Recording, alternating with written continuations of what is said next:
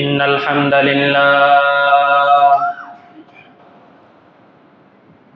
لله نحمده ونستعينه ونستغفره ونؤمن به ونتوكل عليه ونعوذ بالله من شرور أنفسنا ومن سيئات أعمالنا من يهده الله فلا مضل له ومن يضلله فلا هادي له وأشهد أن لا إله إلا الله وحده لا شريك له وأشهد أن سيدنا وسندنا وحبيبنا ومولانا محمدا عبده ورسوله صلى الله تعالى عليه وعلى آله وأصحابه وبارك وسلم تسليما كثيرا كثيرا أما بعد فأعوذ بالله من الشيطان الرجيم بسم الله الرحمن الرحيم يا أيها الناس اتقوا ربكم الذي خلقكم من نفس واحدة وخلق منها زوجها وبث منهما رجالا كثيرا ونساء واتقوا الله الذي تساءلون به والأرحام إن الله كان عليكم رقيبا وقال رسول الله صلى الله عليه وسلم تزوجوا الودود الولود فإني مكاثر بكم الأمم أو كما قال رسول الله صلى الله عليه وسلم اللهم صل على محمد وعلى آل محمد كما صليت على إبراهيم وعلى آل إبراهيم إنك حميد مجيد اللهم بارك على محمد وعلى آل محمد كما باركت على إبراهيم وعلى آل إبراهيم إنك حميد مجيد الحمد لله الحمد لله الحمد لله মহান আল্লাহ রব্বুল আলামিনের দরবারে দিল থেকে শুকরিয়া আদায় করি যিনি আমাদেরকে সালাতুল জুমা আদায় করার জন্য তার ঘর মসজিদে তাশরীফ আনার তৌফিক দান করেছেন। আমরা অন্তরের অন্তঃস্থল থেকে বলি আলহামদুলিল্লাহ। আল্লাহ তাআলা আমাদেরকে যে দুনিয়াতে পাঠিয়েছেন, আমরা সবাই তো হুজুর আকরাম সাল্লাল্লাহু আলাইহি ওয়াসাল্লামের উম্মত, আমরা সবাই নবীজির উম্মত হিসেবে আছি। কিন্তু পৃথিবীর শুরুলগ্ন থেকে নিয়ে আমাদের নবীজি পর্যন্ত আল্লাহ তাআলা যুগে যুগে অনেক নবী রাসূলদেরকে পাঠিয়েছেন, ওনাদেরকে বিভিন্ন দায়িত্ব দিয়ে পাঠিয়েছেন। ওনাদের মধ্যে দুইটা দিক ছিল। একটা বিষয় ছিল ওনারা সবাই মানুষ ছিলেন, আরেকটা বিষয় হলো ওনারা সবাই নবী ছিলেন, রাসূল ছিলেন। কেউ কেউ রাসূল ছিলেন, সবাই নবী ছিলেন। তো আমাদের দ্বারা কারো পক্ষে নবী রাসূল হওয়া কি সম্ভব? ওই রাস্তা আল্লাহ তাআলা বন্ধ করে দিয়েছেন। কিন্তু ওনারা যে মানুষ ছিলেন, ওনারা যে ইনসান ছিলেন, ওই দিকটার বিবেচনায় তো আমরা নবী রাসূলদেরকে ফলো করতে পারি, আমরা তাদেরকে লক্ষ্য রাখতে পারি তাদের জীবনটা কেমন ছিল। মানুষ হিসেবে, নবী হিসেবে তো তাদের সাথে আল্লাহ তাআলার এমন সম্পর্ক ছিল যেই সম্পর্ক আমরা কোনোদিন চেষ্টা করলেও সম্ভব না। সম্ভব?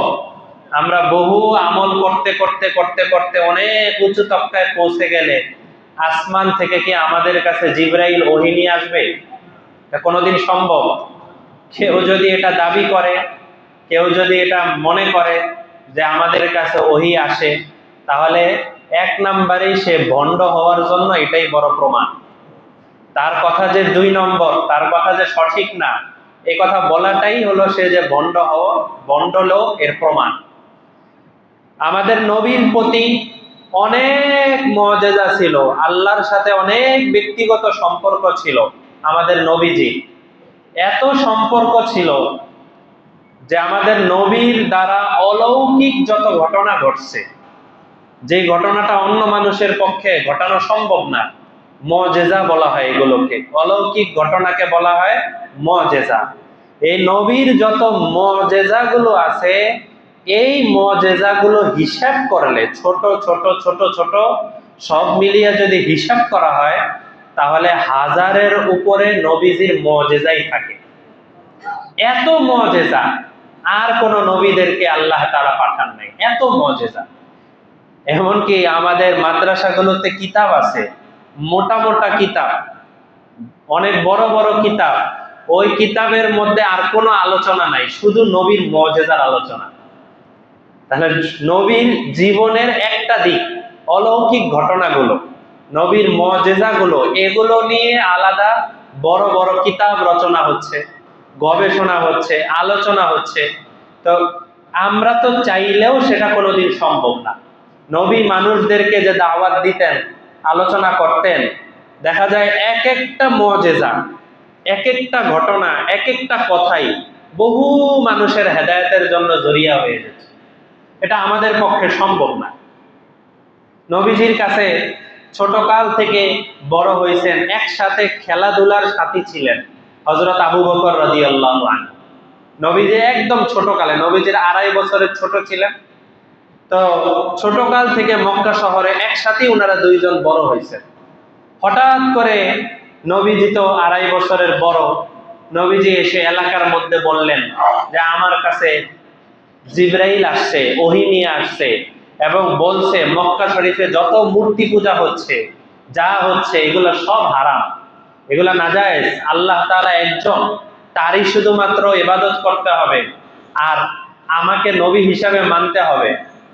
তো যুবকদের মধ্যে, যারা যুবক ছিলেন, তাদের মধ্যে সবার আগে হযরত আবু বকর রাদিয়াল্লাহু আনহু নবীজির জিজ্ঞেস করছেন যে তুমি যে নবুয়তের দাবি করছো, আপনি যে নবুয়তের কথা বলছেন, এই কথাটা বলার পিছনে কোনো দলিল আছে, কোনো প্রমাণ আছে? নবীজি তো হযরত আবু বকরকে কি জবাব দিবেন? বন্ধু মানুষ, একসাথে ছোট থেকে বড় হয়েছে। নবীজি বললেন আমি যে নবী, এটার প্রমাণ হলো তুমি ছোটকালে সিরিয়ায় ঘুরতে গেছিলা, সেই ঘুরতে যাওয়ার সময় সিরিয়ায় গিয়ে একটা স্বপ্ন দেখছিলা, ওই স্বপ্নটাই প্রমাণ যে আমি নবী। হযরত আবু বকর বলেন আমি তো ওই স্বপ্নের কথা পৃথিবীর কারো কাছে বলি নাই, নিশ্চয়ই তুমি জানছো অন্য কারো মাধ্যমে, যেই জাতের সাথে সম্পর্ক অন্য কারো নাই, তোমার একাই আছে। আসলে হযরত আবু বকর ছোটকালে সিরিয়ায় গিয়েছিলেন, ওখানে গিয়ে একবার স্বপ্ন দেখছেন যে একজন খ্রিস্টান পাদ্রী ওনাকে বলতেছে তোমার নাম কি? বলে আমার নাম আবু বকর। তোমার বাড়ি কোথায়? আমার বাড়ি মক্কা। শোনো, মক্কা শহরে একজন লোক আসবে যে এই জমানার শেষ নবী, তুমি বর্তমানে কিন্তু তার বন্ধু আছো এবং ওই লোকটা নবী দাবি করার পরেও তুমি তার বন্ধু হিসেবেই থাকবা। তো উনি এই স্বপ্নের কথা কোথাও বলেন নাই, এই স্বপ্নটা উনার নিজের মধ্যেই রেখে দিয়েছেন। নবীজি বলেন আর রুইয়াল্লাযী রাআইতাহু বিশাম, যেই রুইয়া, যেই স্বপ্নটা তুমি শামে গিয়ে দেখছিলা, ওই স্বপ্নটাই প্রমাণ যে আমি নবী। কারণ আমার প্রিয় বন্ধু একমাত্র তুমিই আছো, আমার সবচেয়ে কাছের বন্ধু তুমিই আছো, আর তোমারও সবচেয়ে কাছের বন্ধু আমিই আছি। হযরত আবু বকর বিশ্বাস পেয়ে গেল, সাথে সাথে উনি বললেন লা ইলাহা ইল্লাল্লাহু মুহাম্মাদুর রাসূলুল্লাহ, মুসলমান হয়ে গেছে। তা আমি আপনাদেরকে এই ঘটনা বলাটা উদ্দেশ্য না, বোঝানো উদ্দেশ্য, আমরা যদি চাই, আমরা যদি বলি, তাহলে কি আমাদের দ্বারা এরকম সরাসরি আল্লাহর থেকে মুআজিজা নেওয়া সম্ভব? সম্ভব না। কোন কোন বুজুর্গের ক্ষেত্রে কারামত হতে পারে। তো আমাদের সাথে কোনোদিন জিবরাইল আসবে না, কোনোদিন ওহীও আসবে না, কোনোদিন আমাদের কাছে মুআজিজাও আসবে না, এগুলো আমাদের দ্বারা কখনো সম্ভব না। কিন্তু যত নবী রাসূলরা মানুষ হিসাবে দুনিয়াতে ছিলেন, তারা মানুষ হিসেবে যেই গুণগুলো তাদের মধ্যে ছিল, এই গুণগুলো কি আমাদের পক্ষে অর্জন করা সম্ভব না? মানুষ হিসেবে, নবী হিসেবে না, মানুষ হিসেবে। নবী হিসেবে যেটা, সেটা সম্ভব না, এটা আমরাও বলি।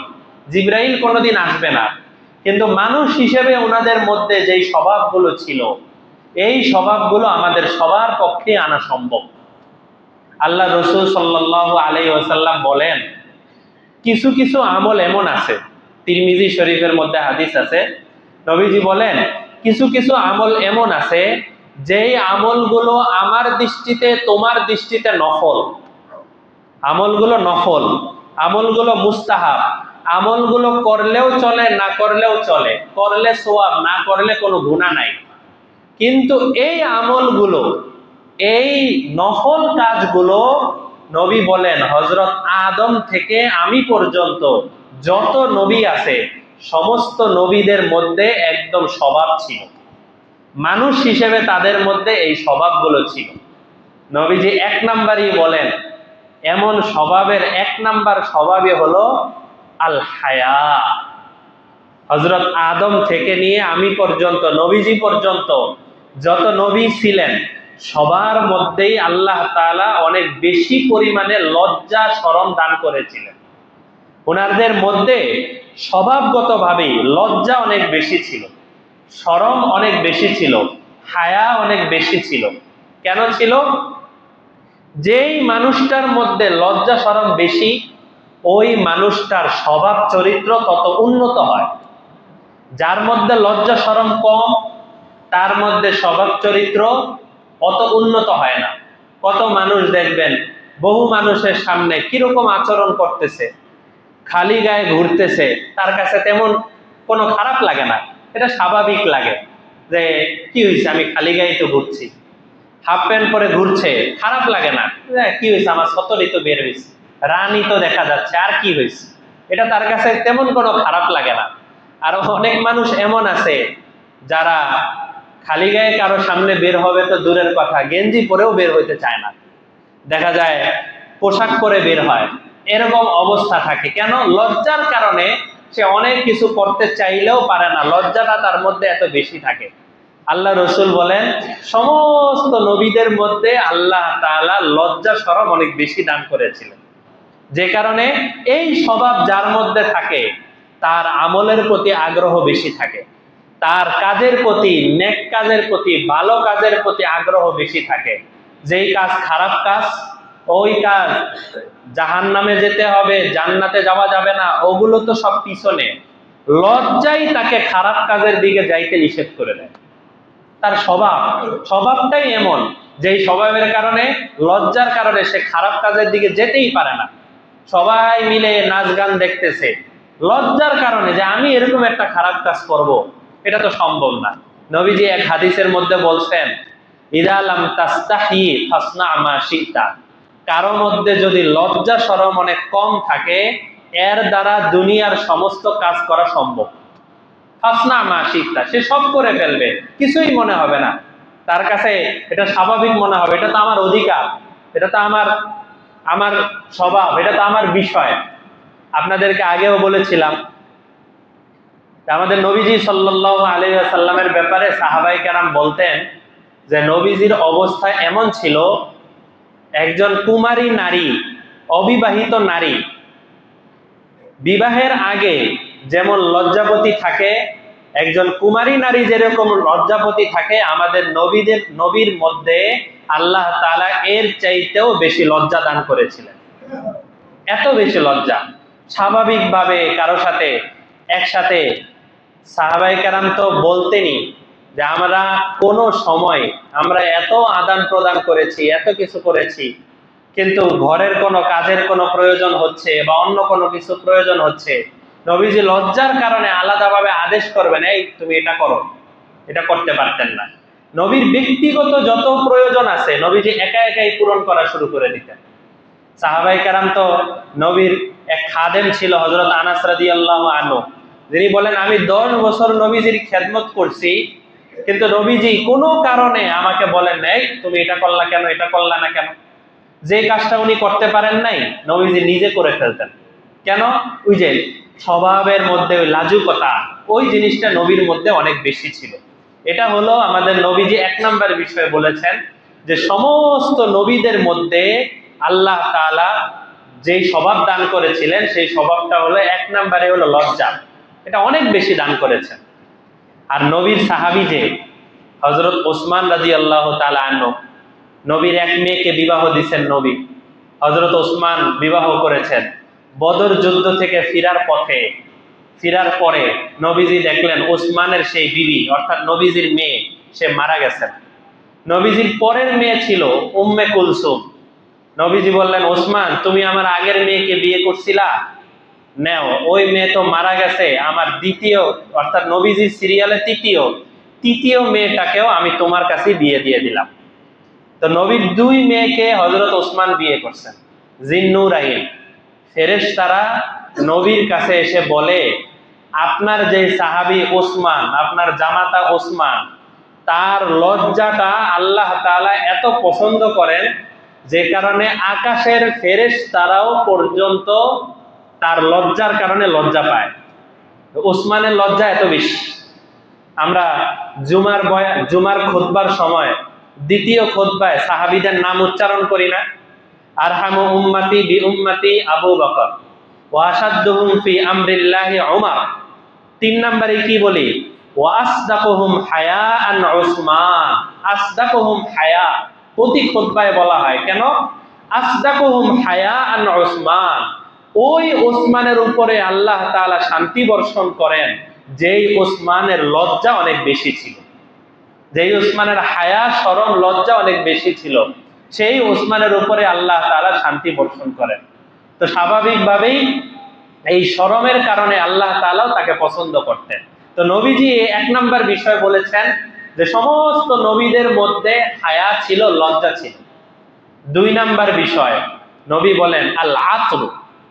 যত নবী ছিলেন সমস্ত নবীরা আতর ব্যবহার করাটা অনেক পছন্দ করতেন। সব নবীরা ওনারা আতর ব্যবহার করতেন। আমরা আমাদের বিবেচনায় যারা নামাজি মুসলমান দিনদার আছি তারা চিন্তা করি যে আমরা কি আতর ব্যবহার করি? অনেকেরই করা হয় না। কেন? নফল কাজ, করলে ভালো, না করলে নাই, সওয়াব হবে, না করলে নাই। কিন্তু একদম সব নবীরা কিন্তু আতর ব্যবহার করতেন। আতর ব্যবহার করাটা সুন্নত, সেন্ট ব্যবহার করাটা কিনা সুন্নত না। আতরটা হলো নির্ধারিত ফুল থেকে যেটা তৈরি হয় সেইটা খুঁজে ব্যবহার করাটা আরো বেশি ভালো। যেটা ফুলের আতর হয় ওইটা ব্যবহার করাটা বেশি ভালো। মহিলারা যখন ঘরে থাকবে তার স্বামীর জন্য আতর ব্যবহার করবে, সুগন্ধি ব্যবহার করবে, সোয়াব আর সোয়াব। কিন্তু কোনো মহিলা বাহিরে যাওয়ার সময় সে যদি আতর ব্যবহার করে বাহিরে যায় এই জন্য যে বহু মানুষ আমার আতরের ঘ্রাণে মোহিত হবে, আল্লাহর রাসূল বলেন যত দূর পর্যন্ত ওই আতরের ঘ্রাণ যাবে তত দূর পর্যন্ত জান্নাতের সুঘ্রাণ তার কাছে আসবে না। আজকে রাস্তাঘাটে চলাফেরা করলে মহিলারা সেন্ট ব্যবহার করে না? আমাদের মা বোনরাও ব্যবহার করতে পারে। আমাদের মধ্যে যারা আছে তাদেরও মাহরাম যারা আছে তাদেরকে নিয়ে যখন বের হই বোরকার উপর দিয়েও সেন্ট ব্যবহার করে, বোরকার উপর দিয়েও আতর ব্যবহার করে। আমার শরীর যদি পরিষ্কার থাকে তাহলে গন্ধ আসবে কেন? শরীর থেকে গন্ধ বের হবে কেন? যদি আমি নিয়মতান্ত্রিক ভাবে গোসল করি, যে একটু আতর ব্যবহার করলাম, একটু সেন্ট ব্যবহার করলাম। পর পুরুষের বোরকার উপর দিয়েও যদি আমি আতর ব্যবহার করি, পর পুরুষের নাকের মধ্যে যখন ওটা লাগবে তার মনের মধ্যে কি অন্যরকম ভাবনা তৈরি হতে পারে না? এটা পারে। এটা আমি বাধা দিতে পারবো না। আমি যতই বলি, আমরা যখন এই আলোচনাগুলো করি তখন অনেক মানুষ নেগেটিভ ভাবে এটাকে নিয়ে বলে কি হুজুরদের মন হলো সংকীর্ণ মনা। এটা বলে সংকীর্ণ মনা না, এটা বাস্তবতা। এটা বাস্তবতা। আল্লাহ তাআলাই মানুষকে এভাবে তৈরি করেছেন। কোন মহিলা, কোন নন মাহরাম সে যদি আতর ব্যবহার করে আমার পাশ দিয়ে যায়, পরপুরুষের পাশ দিয়ে যায়, তাহলে অবশ্যই তার মধ্যে অন্যরকম ভাবনা আসতে পারে। এটা স্বাভাবিক বিষয়। এই জন্য রাসূল বলেছেন যে জান্নাতের সুঘ্রাণও পাবে না। তাই আতর ব্যবহার করব আমরা পুরুষরা। বাইরে বের হওয়ার সময় আতর ব্যবহার করি, নিজেদের সাধ্য অনুযায়ী ভালো আতর ব্যবহার করি। এটা নবীদের 2 নাম্বার স্বভাব ছিল। 3 নাম্বারে আল্লাহর রাসূল বলেন ওয়াসসিওয়াক। যত নবী রাসূলরা দুনিয়াতে এসেছেন, সমস্ত নবী রাসূলদের অভ্যাস ছিল তারা গাছের ডাল দিয়ে মেসওয়াক করতেন। এই সুন্নতটাও, এটা যেহেতু সুন্নত, এই কারণে আমাদের অনেকের মধ্যে এটা আমলে নাই, ধরাও হয় না। যদি একটু প্রত্যেকে নিজের হিসাব নেই, নিজে নিজে হিসাব নেই, যারা নামাজি আছি, দিনদার আছি, তারাও যদি হিসাব নেই, দেখা যাবে গত 1 বছর 2 বছরের মধ্যেও একবার মেসওয়াক করা হয়নি। এরকম মানুষ আছেন না? আছেন। অথচ আল্লাহ রসুল বলেন মেসওয়াক করলে 70টা উপকার আছে। এর মধ্যে একটা বড় উপকার হলো, যেই লোকটা নিয়মিত মেসওয়াক করে, ওযু করলেই মেসওয়াক করে, মৃত্যুর সময় আল্লাহ তাআলা তার মুখ দিয়ে কালেমা বের করে দিবেন। মৃত্যুর সময় যদি কালেমা বের হয়ে যায়, আমার চেয়ে সৌভাগ্যবান আর কেউ আছে? আমি মৃত্যুর সময় লা ইলাহা ইল্লাল্লাহ বলতে বলতে আমি দুনিয়া থেকে যাচ্ছি, আশহাদু আল্লা ইলাহা ইল্লাল্লাহ বলতে বলতে আমি দুনিয়া থেকে যাচ্ছি, এর চাইতে সৌভাগ্যবান তো আর কিছু নাই। তো নবীজি বলেন মেসওয়াকের মধ্যে প্রথমত 2টা ফায়দা। 1 নাম্বার ফায়দা হলো মেসওয়াক তোমার মুখটাকে পরিষ্কার রাখে, মুখটাকে পরিষ্কার রাখে। আর সিওয়াকু, নবীজি বলেন মিতহারাতুন লিল ফাম, ফাম মানে মুখ, মেসওয়াক তোমার মুখ পরিষ্কার রাখে। 2 নাম্বার ওয়ামারযাতুল লিররব, এবং মেসওয়াকের দ্বারা তোমার রব তোমার উপরে খুশি হয়ে যায়। হযরত ওমর রাদিয়াল্লাহু আনহুর জমানায় একটা গল্প আছে, ঘটনা আছে। হযরত ওমর অনেক দূরে, মদিনা থেকে অনেক দূরে এক বাহিনী পাঠাইছেন কাফেরদের মোকাবেলায় জিহাদ করার জন্য। হযরত ওমরের জমানায় ওই জিহাদের ময়দান থেকে সেনাপতি যিনি ছিলেন, তিনি চিঠি পাঠিয়েছেন মদিনায়, ঘোড়া দিয়ে আলাদা একজন দূত, একজন পিয়নকে পাঠিয়েছেন। বলছেন কি যে যাও তাড়াতাড়ি এই ঘোড়া দিয়ে চলে যাও, ওমরের কাছে গিয়ে সংবাদ পৌঁছাও যে আমরা কোনোভাবেই এই কাফেরদের সামনে টিকতে পারতেছি না, আমরা এখন হার মেনে, আমরা পরাজয় মেনে আমরা ফিরত চলে আসতে চাই। হযরত ওমর এই চিঠি মদিনা থেকে পড়ছেন। মদিনা থেকে পড়ার পরে হযরত ওমর আবার পাল্টা চিঠি পাঠাইছেন যে তোমরা তো যুদ্ধের মধ্যে বারবার আক্রমণ করতেছো কিন্তু বিজয় লাভ করছো না, তোমাদের বিজয় হচ্ছে না, তোমরা জিততে পারছো না। আমার পক্ষ থেকে, আমি আমিরুল মুমিনিনের পক্ষ থেকে তোমাদের প্রতি নির্দেশ থাকলো, তোমরা নিজেরা একসাথে বসে সবাই মিলে হিসাব নাও, আল্লাহ রসুলের কোন সুন্নত কি তোমরা ছেড়ে দিয়েছো কিনা, এটা হিসাব নাও যে নবীদের, আমার নবীর রেখে যাওয়া কোন সুন্নত কি তোমরা ছেড়ে দিয়েছো কিনা। সেনাপতি সবাই নিয়ে বসলেন। এই চিঠি আসার পরে সবাই মিলে হিসাব করলেন যে যুদ্ধ শুরু হওয়ার পর থেকে নিয়ে এই পর্যন্ত আমাদের মধ্যে মেসওয়াকের সুন্নত নাই। আমরা যুদ্ধের জন্য ওযু করি, নামাজের জন্য ওযু করি, ওযু করতে গিয়ে তাড়াতাড়ি করে ওযু করে নামাজ পড়ে আবার যুদ্ধে চলে যাই, আমরা মেসওয়াক করি না। সেনাপতি নির্দেশ দিলেন আজকে আমার দায়িত্ব, আমাদের সবার দায়িত্ব, যুদ্ধের আশপাশ থেকে আমরা সবাই মেসওয়াক সংগ্রহ করব, যার যার মেসওয়াক সংগ্রহ হয়ে যাবে আমরা সবাই কালকে সকালবেলা মেসওয়াক করব। ওদিক দিয়ে এক আজীব ঘটনা যে শত্রু বাহিনী তাদের 10-12 জন লোক পাঠিয়েছে পাহাড়ের উপরে, যে মুসলমানদের অবস্থা কি, তাদের অবস্থাটা কি সেটা দেখার জন্য। তো পাহাড়ের উপরে যে বাহিনীরা গেছেন, যাওয়ার পরে তারা দূর থেকে দেখে যত মুসলমান আছে তারা এই গাছের ডাল দিয়ে তারা দাঁত পরিষ্কার করতেছে। সবার হাতে হাতে একটা লাঠি, আর সবাই ওই লাঠি দিয়ে দাঁত পরিষ্কার করতেছে। এই লোকেরা এসে, গোয়েন্দারা এসে যখন শত্রুর কাছে, কাফেরদের কাছে এই সংবাদ দিয়েছে, মুসলমানদেরকে দেখলাম যে গাছের ডাল দিয়ে তারা দাঁত পরিষ্কার করছে, তাদের এটা কোন যুদ্ধ কৌশল এটা তো আমাদের জানা নাই। মুসলমানরা যখন আসছে, আসার পরে দেখে একটাও কাফের নাই, সব পালায়া চলে গেছে। কেন? আল্লাহ তাআলা এক সুন্নতের বদলতে তাদের মধ্যে এমন একটা ভয় দিয়ে দিছেন, এমন একটা ভীতি দিয়ে দিয়েছেন যে ভীতির কারণে মুসলমানরা যুদ্ধ ছাড়াই বিজয় লাভ করছে। তা আমাদের মধ্যে মেসওয়াকের সুন্নত কিন্তু নাই, একেবারেই নাই। সাহাবাই কেরামের হাদিসের মধ্যে পাওয়া যায় কোন কোন সাহাবীর মধ্যে এমন ছিল যে ওনারা মেসওয়াক এত বেশি করতেন যে মেসওয়াক বেশি করার কারণে বারবার মেসওয়াক করতে হয়, বিরক্ত লাগে। আর ওই জমানায় তো অত পকেট ছিল না, জামার মধ্যে অত পকেট ছিল না, বারবার মেসওয়াক করতে হয়, বারবার বের করতে হয়, কোথায় রাখবেন। এই জন্য সাহাবীরা কানের উপরে মেসওয়াক রেখে নামাজ পড়তেন। আপনারা হয়তো অনেক সময় সৌদি আরবে গেলে দেখেছেন যে অনেক নামাজিরা তারা কানের উপরে মেসওয়াক রেখে এরপরে নামাজ পড়ে। এটা ওই সাহাবীদের ওই আমলের কারণে। তো এটা কোনো জরুরি না যে আমাদেরও কানের উপরে মেসওয়াক রাখতে হবে, এটা জরুরি না। কিন্তু তারপরও এই যে অতিরিক্ত মেসওয়াক করতে করতে হযরত আয়েশা বলেন আমার স্বামী রাসূল সাল্লাল্লাহু আলাইহি সাল্লাম যতবার আমার ঘরে প্রবেশ করতেন, ঘরে প্রবেশ করার সময় যখনই আমি দরজাটা খুলে দিতাম সাথে সাথে দেখতাম দরজা খোলার সাথে সাথে আমার স্বামী আমার দিকে তাকিয়ে একটা মুচকি হাসি দিতেন। এটা আমার স্বামীর নিয়মিত অভ্যাস ছিল যে আমাদের নবীজি ঘরে ঢুকেই একটা মুচকি হাসি দিতেন।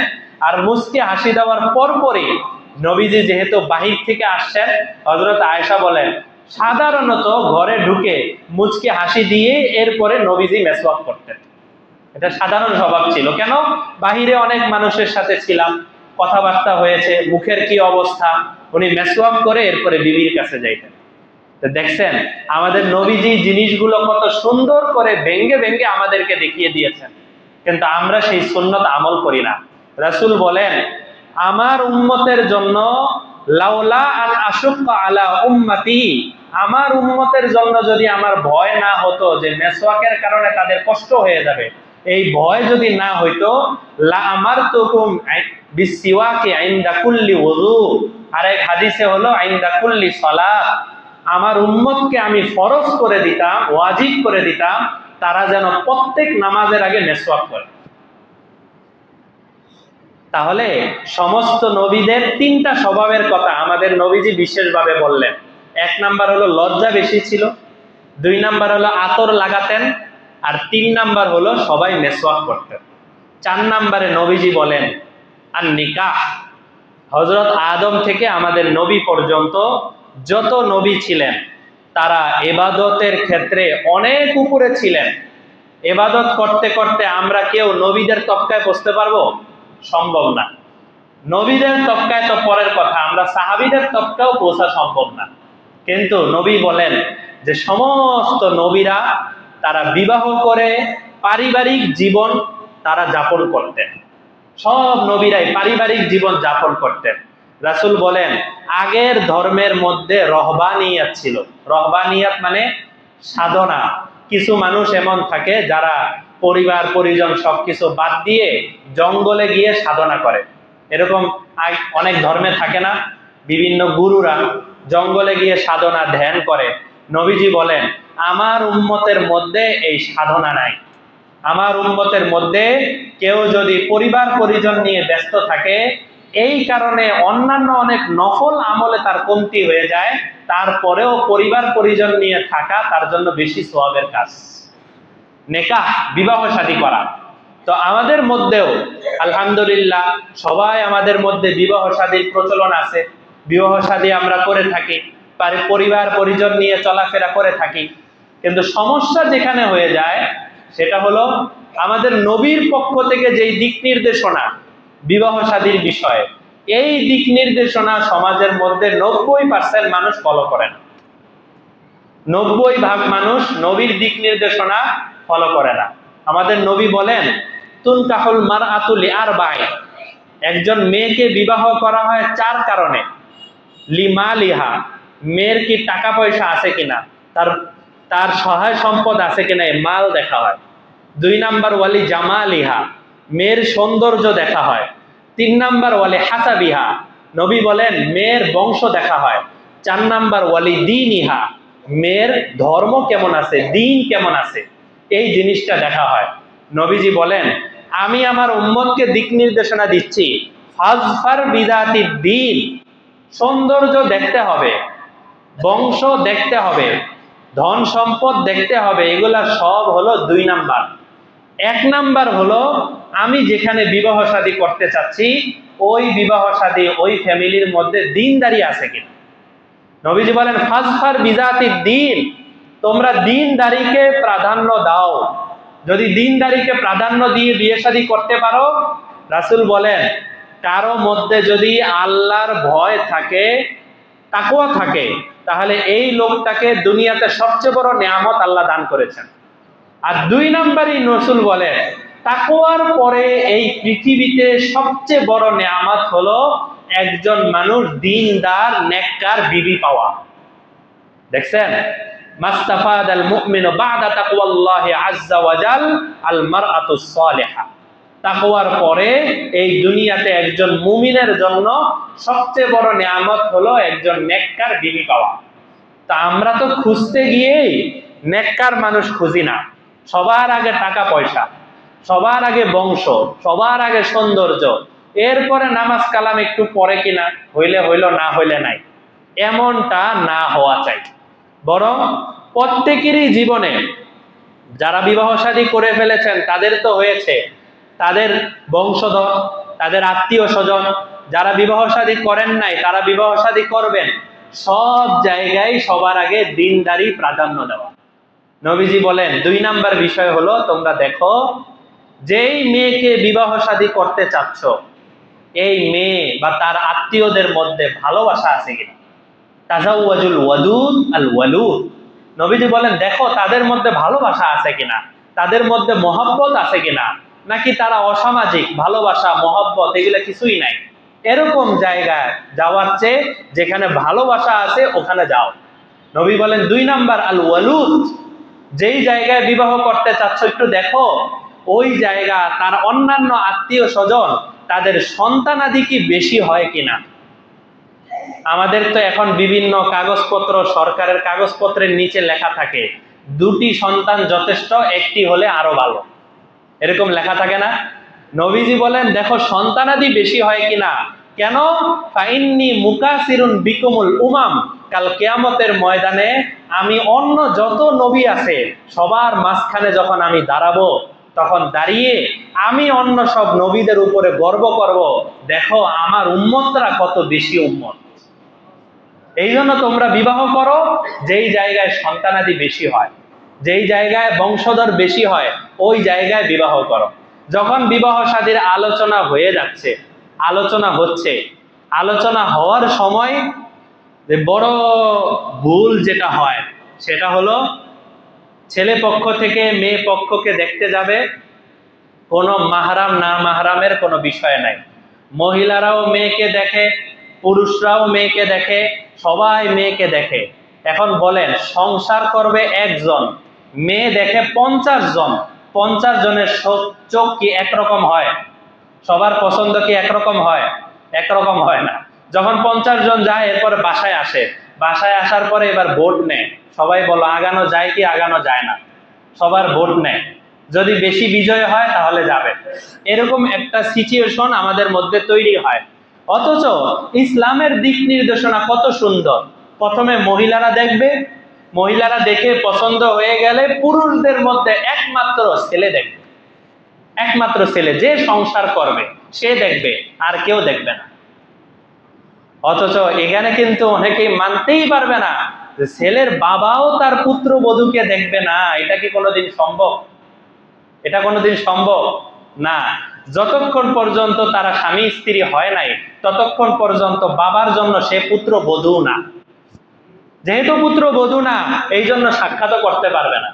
সাক্ষাৎ করবে ছেলে, এবং যেই মহিলারা আছে ছেলে পক্ষের মহিলা যারা, তারা হলো সিদ্ধান্ত নিবে, সাক্ষাৎ করবে।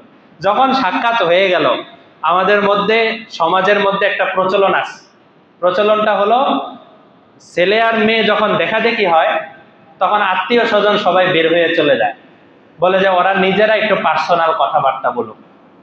কেন? এরা তো 2 জন এখনো স্বামী স্ত্রী হয় নাই, তাহলে একসাথে এক রুমের মধ্যে কেন পার্সোনাল কথাবার্তা বলবে? হ্যাঁ, যা কথাবার্তা আত্মীয় স্বজনের সামনে বলবে। আমরা আমরা যখন এই ধরনের বলি যে এটা শরীয়ত দিক নির্দেশনার সাথে মিলে না, তখন বলে এটা এটা কোনো হইলো? আর এগুলো তো আছেই। এরপরে আরো খারাপ কাজ যেটা হয় সেটা হলো বিবাহ শাদীর কথাবার্তা যখন হয়ে গেছে, এরপর এখনো স্বামী স্ত্রী হয় নাই, কিন্তু একজন আরেকজনকে নিয়ে ঘুরতেও যাওয়া হয়, মার্কেটিং করে একজন আরেকজন একসাথে, বলে তাদের স্বাধীনতা আছে না। দেখা যায় এই সমস্ত বিবাহের মধ্যে শান্তি বরকত কম হয়, বেশি হয় না। এই জন্য আমরা চেষ্টা করব বিবাহ শাদীটা যেন পরিপূর্ণ সুন্নত তরিকায় হয়। ঈদের বয়ানে আপনাদের সামনে বলেছিলাম না, বিবাহ শাদীর ক্ষেত্রে রাসূল বলেন সবচেয়ে উত্তম বিবাহ হলো শুক্রবারের বিবাহ এবং মসজিদের ভিতরে বিবাহ। শুক্রবার হলো দিন হওয়া আর মসজিদের ভিতরে হলো স্থান হওয়া। 3 নম্বরে রাসূল বলেন যদি মাসটা, বিবাহের মাসটা রমজানের পরে শাওয়াল মাস হয় তাহলে আরো ভালো। এই যে এখন যেই মাস চলছে, এই জন্য আমি এই কথাগুলো বললাম। শাওয়াল মাসে বিবাহ হওয়া, শুক্রবারে বিবাহ হওয়া এবং মসজিদের ভিতরে বিবাহ হওয়া, এই বিবাহের মধ্যে আল্লাহ তাআলা খায়ের ও বরকত আরো বেশি নাজিল করেন। সর্বশেষ একটি কথা বলি, সেটি হলো আমাদের সমাজে বিবাহ শাদীর মধ্যে দুই পক্ষই, ছেলে পক্ষ মেয়ে পক্ষ, বহু খরচ করে। খরচ করা জায়েজ, এটা সমস্যা না, কিন্তু ইসলামের থেকে দিক নির্দেশনা আছে বিবাহের ক্ষেত্রে খরচ হলো ছেলে পক্ষে। মোহর দিতে হবে কার? মেয়েদের না ছেলেদের? ছেলেদের। অলিমাও করতে হবে ছেলেদের। বিবির খরচ দিতে হবে কাদের? ছেলেদের। সমস্ত খরচ হলো ছেলের উপরে আল্লাহ তাআলা জিম্মাদারি দিয়েছেন। একজন বাবা যখন তার মেয়েকে সারা 17-18 বছর লালন পালন করে বিবাহ শাদী দিয়ে দেন, তাহলে মেয়ের বিচ্ছেদের চাইতে বড় কষ্ট আর নাই। এরপরে যখন তার উপরে আরো অনেক কিছু চাপানো হয়, যৌতুকের বোঝা, এরপরে আরো বিভিন্ন খরচ ইত্যাদির বিষয় চাপানো হয়, তখন এটা কষ্টসাধ্য।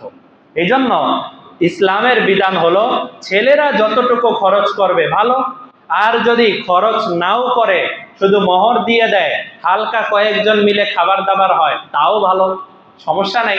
দোনোটাই জায়েজ আছে, যে যেভাবে পারে তার সাধ্য অনুযায়ী খরচ করবে। খরচ করা শেষ, বিবাহ শাদীর রুখসত হয়ে গেল, এবার প্রত্যেকে যার যার মতো আপন। সমাজের প্রচলন অনেক কিছু আছে, সেগুলো সব রক্ষা করতে গিয়ে আমাদের সমাজে তো বিবাহ শাদীর মধ্যে বিবাহ ভেঙে যায় এই কারণে যে গরুর গোশত শর্ট করছে, এই জন্য কি হয়ে যায়? বিবাহ ভেঙে যায়। যে খাবারে শর্ট করছে, এরা মনে হয় একটু কিপটা টাইপের, এই কথা বলে বিবাহ ভেঙে যায়, এরকমও হয়। অথচ এই বিষয়গুলো ছিল সব পরে, আগে বিষয় ছিল দিনদারি, সেটা আমরা সামনে রাখি না। আল্লাহ তাআলা আমাদের সবাইকে নবীদের এই গুণগুলো, লজ্জা, মেসওয়াক, আতর এবং বিবাহ, এগুলো সুন্নত তরিকায় আঞ্জাম দেওয়ার তৌফিক দান করেন। বিশেষ করে মেসওয়াক এবং আতর আমরা সবাই আমল করার নিয়ত করতে পারি না ইনশাআল্লাহ? মেসওয়াকটা আমরা সবাই এখন থেকে, আজকে আসরের নামাজের ওযু থেকে আমরা নিয়ত করি, আমরা সবাই মেসওয়াক করব ইনশাআল্লাহ। আল্লাহ আমাদের সবাইকে তৌফিক দান করেন। ওয়া আখিরু দাওয়ানা আনিল হামদুলিল্লাহি রাব্বিল আলামিন।